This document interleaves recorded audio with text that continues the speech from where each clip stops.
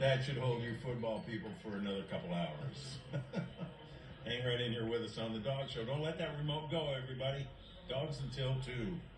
Here's the Polish Lowland Sheepdog. Champion Snow Hills Showstopper Micah, 4.5-year-old male. A Polish herding dog, obviously. Beautiful coat. Number 5, Hans, as we say, in all breed standings, owned by Nishi and Stephen Jabzak from Winmore, Pennsylvania. Handled by Greg Strong. Just lost his dearest friend, a golden retriever named Charlie. And whenever he sees a golden, he whines for his buddy. Definitely misses his old friend. Here's the